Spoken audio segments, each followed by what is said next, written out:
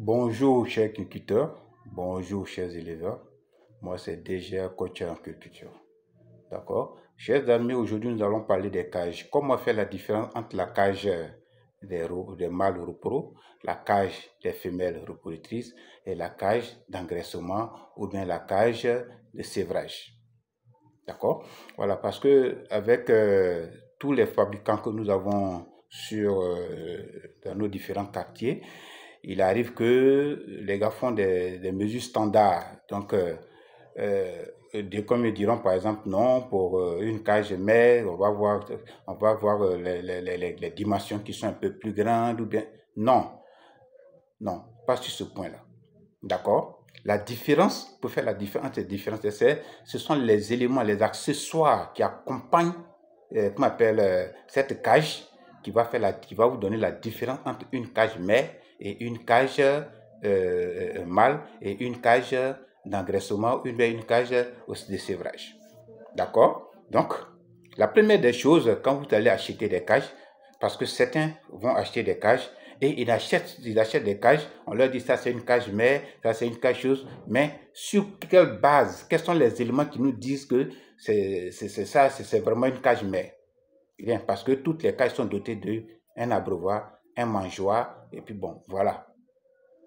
Toutes les cages que j'ai remarquées sur le marché est accompagnées d'un abreuvoir, un mangeoire. Que ce soit abreuvoir automatique, que ce soit manuel, peu importe, mais un de chaque. Ce qui n'est pas normal. La cage mère doit être dotée d'au moins 2 abreuvoirs. Au minimum 2 abreuvoirs, sinon plus. 2 mangeoires ou plus. Ou bien un mangeoire, mais grand, enfin long, voilà, de sorte que les latéraux, quand elle a fait sa mise bas, les latéraux, à un certain moment, commencent à grignoter. Donc, ils vont s'aligner pour pouvoir s'alimenter, que ce soit en eau, que ce soit en aliment. D'accord? Donc, dans la cage mère, il doit avoir soit un mangeoire un peu plus long, un abreuvoir un peu plus long, et comment on appelle, de l'espace, un peu plus chose que, comment on appelle, le mâle. D'accord? La cage du mâle, on a seulement un mangeoire, un abreuvoir. On n'a pas besoin de 2.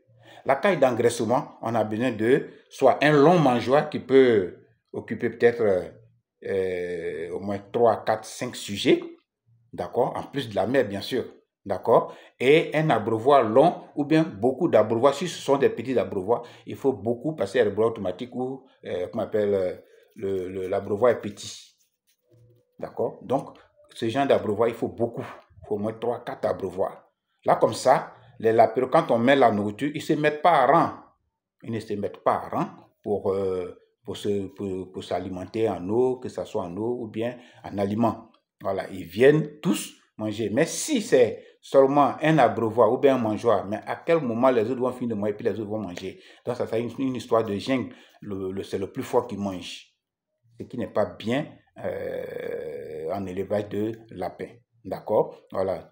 Une fois qu'on met les aliments, tout le monde doit venir se servir. Celui qui est rassasié va se coucher. Et quand l'abreuvoir est petit et puis il est unique, vous allez voir que il y a eu des moments où le lapin finit de manger, il se couche dedans carrément. Et les autres ne pourront pas manger aussi. Donc, pour éviter cela, il faut savoir faire la différence entre la cage mère, la cage du mâle et la cage des lapins en salle d'engraissement ou bien en salle de sévrage. D'accord? Quand vous achetez sur le marché, on vous montre les types de cages, que ce soit l'élevage en batterie, que ce soit en clapier, voilà, et les éléments qui accompagnent ces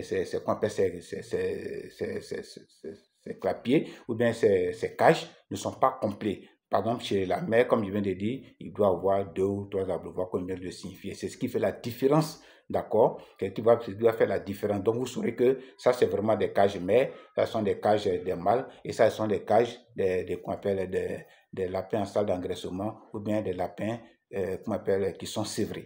D'accord? Voilà, chers amis, j'espère que cette vidéo va vous servir. Moi, c'est DGA. Pour tous ceux qui voudront me joindre, je suis au plus 225 07 57 65 28 59, d'accord? Tout ce qui est service clinical, c'est-à-dire formation, consultation, séminaire, suivi technique, suivi médical, voilà, etc. C'est installation, construction des fermes, vente de manuels, vente de cages, vente de lapins de reproduction. Contactez-moi plus au plus 225 07 57 65 28 59. D'accord? J'espère que cette vidéo va vous suivre, va vous servir. Likez cette vidéo, partagez-la afin que certaines personnes qui n'ont pas pu visionner cette vidéo à temps puissent aussi la visionner et avoir aussi ces informations. Voilà. Merci beaucoup et bonne journée chez vous.